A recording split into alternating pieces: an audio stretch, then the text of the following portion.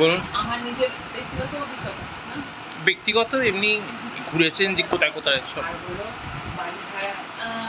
আমি আমার ব্যক্তিগত অভিজ্ঞতা খুব সুন্দর অভিজ্ঞতায় আমার কথা বলছি। সেটা যখন আমি এখান থেকে ইউএই ঘুরতে যাই, সেইটা আমার একটা ভীষণ সুন্দর একটা অভিজ্ঞতা হয়েছিল।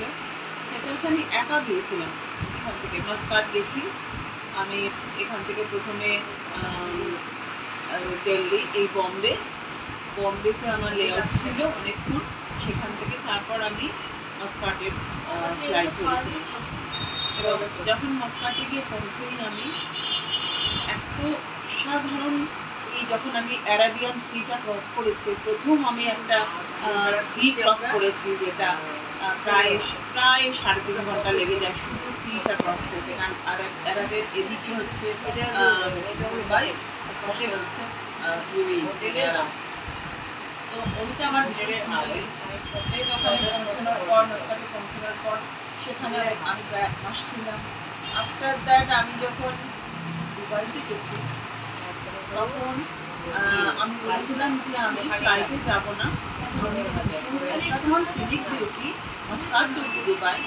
তো মাস্কাট হচ্ছে ওমানে, আর দুবাই হচ্ছে একটা এমিরেটস। তো দুবাইতে যখন আমি গেছি, ওর যে কি অসাধারণ রুরাল বিউটি, ওখানে কোনো গাছপালা বিশেষ নেই, কারণ ওখানে খুব ড্রাই এরিয়া, জল খুব কম, যার জন্য ওখানে জলের রেটটা প্রচণ্ড হয়। ওখানে কোল্ড ড্রিঙ্কস সস্তা, কিন্তু জল মারাত্মক দাম। 500 ml জল ওখানে 250 টাকা দাম, এতটা। কিন্তু 125 টাকায় 500 কোল্ড ড্রিঙ্কস পাওয়া যায় যে কোনো জায়গায়। এবং খাওয়া দাওয়া যে খুব একটা বিশেষ কিছু দাম সেটা নয়। কিন্তু আমি যখন দুবাইতে যখন আমি গিয়ে পৌঁছেছি, সিনিক বিউটি মানে পাগল করা scenic beauty, Muscat beauty Dubai. এবার ওখানে দুবাইতে প্রচুর ফটো আছে ফেসবুকে, হ্যাঁ দেখবো। তো আমি যখন দুবাইতে পৌঁছেছি, দুবাই পৌঁছানোর পর আমার একটা ড্রিম ডেস্টিনেশন ছিল যে বুর্জ খলিফা দেখব। Burj Khalifa, yes. আমরা তো কত লিখেছি কন্টেন্ট। এবার বুর্জ খলিফা দেখার জন্য আমি একাই পুরো ট্যুরটা আমি একাই করেছি দুবাইতে।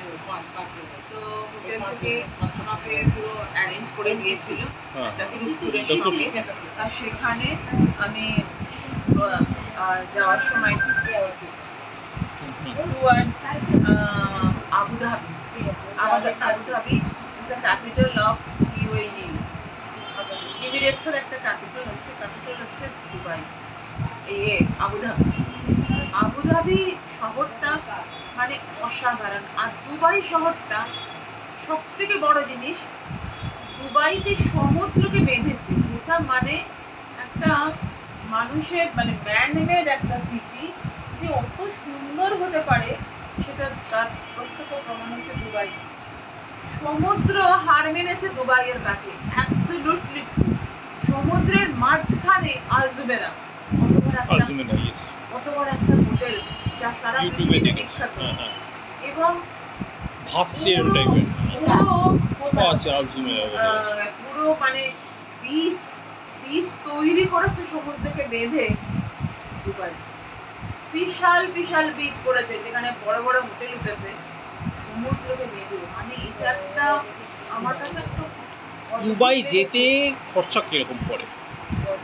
কোন প্লেনে যায়, কিভাবে যায়? আমি এখান থেকে গেছি দুবাইতে, এখান থেকে মুম্বাই। আমার একটু প্রিভিলেজ ছিল সবসময় ইন্ডিগোর ওপর। ইন্ডিগোতে আমরাও চলেছি ত্রিপুরাতে। ইন্ডিগো আমি এখান থেকে মুম্বাই গেছি। দেন আমার কানেক্টার ফ্লাইটও আমার ইন্ডিগোই ছিল, ফ্রম দুবাই টু মাস্কাট, মানে ওমেন। তো দুবাই না, ফ্রম মুম্বাই টু মাস্কাট, সেটাও আমার ইয়ে ছিল, কিন্তু আমার লেআউটটা অনেকটা বেশি সময় ছিল, যার জন্য আমি দুবার এয়ারপোর্টটা আমি অনেকটা ঘুরেছিলাম। মুম্বাই এয়ারপোর্টটা অনেকক্ষণ আমি ওয়েট করেছিলাম। ইন্টারন্যাশনাল এয়ারপোর্টও মুম্বাইয়ের দেখবার মতো, ভীষণ সুন্দর ইন্ডিয়ার মধ্যে। মানে দিল্লি ইন্টারন্যাশনাল এয়ারপোর্টেও আমি গেছি, কিন্তু মুম্বাই ইন্টারন্যাশনাল এয়ারপোর্টটা সত্যি অসাধারণ। তো ওখান থেকেই যখন গেছি, এমনি তো ওখানে সবই ডলার ইউজ করতে হয় পৌঁছে যাওয়ার পর। তারপরে ওদের ওখানে যা কারেন্সি সেটা দুবাইতে আলাদা, মাস্কাটে আলাদা। এবং একটা সমস্যা কি, যে ওরা ভাষাটা বোঝে না, ওদের ওই উর্দু ভাষাতেই ওরা বেশি কথা বলে। তো তার জন্য গাড়ি টাড়ি কিছু নিলে ওই মিটারটা খালি আমরা খেয়াল রাখি, মিটারটা ইংলিশে, সেটা খেয়াল রাখি। আদারওয়াইজ কথা কিচ্ছু ওরা বুঝতে পারে না, হিন্দিও বুঝতে পারে না। কিন্তু দুবাইতে সেটা প্রবলেম নেই, কসমোপলিটন একটা বড় একটা কান্ট্রি, যার জন্য ওখানে হিন্দি বোঝে, ইংলিশ বোঝে।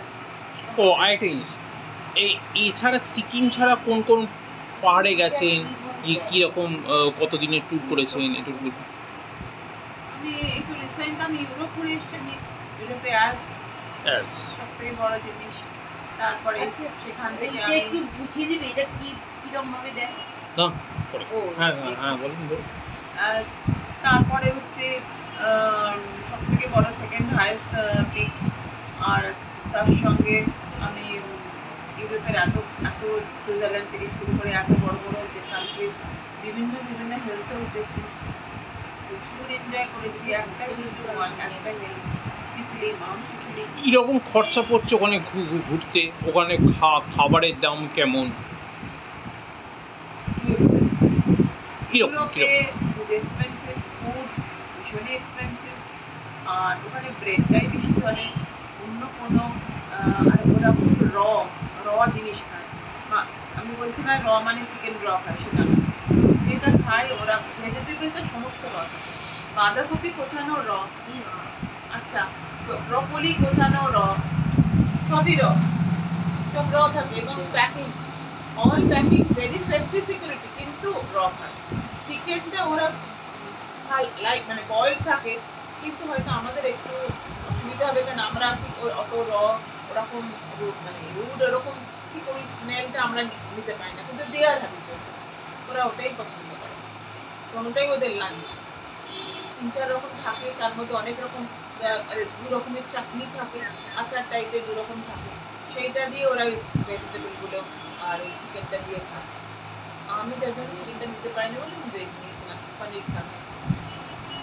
এমনিতে আদারওয়াইজ ভেজিটেবলগুলো খেয়ে নেওয়া যেতে পারে। কিন্তু ননভেজটা আমি পারি, মানে আমি অন্তত পারি না।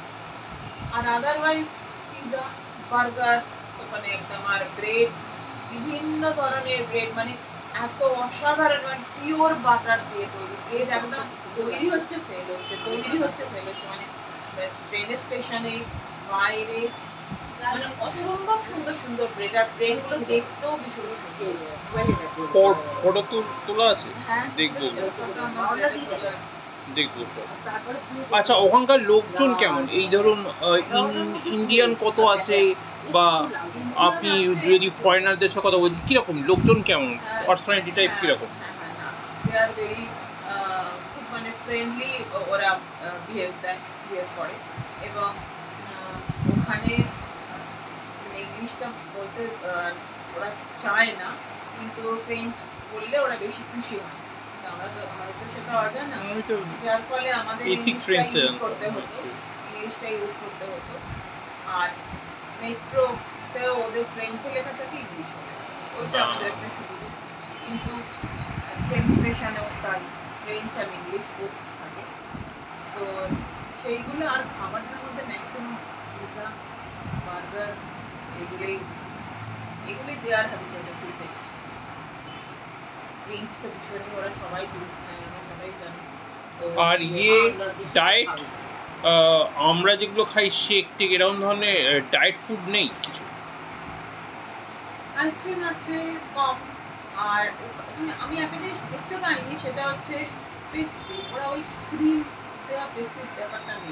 আমাদের এখানে দোকানে গেলে হ্যাঁ, না ওরকম কেক ওখানে ঠিক পাওয়া যায় না, ওখানে ব্রেডটাই ওদের কেকের মতো ওই রকমের, এই দেখো ওই জিনিসটা।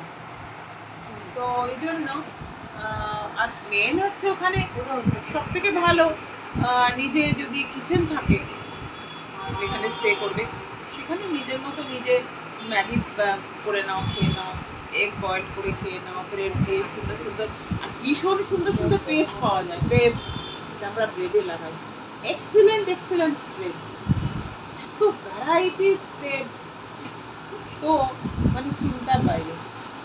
ওই স্প্রেড দিয়ে ব্রেড দিয়ে আর কিছুর সাথে লাগে না, এত ইউনিক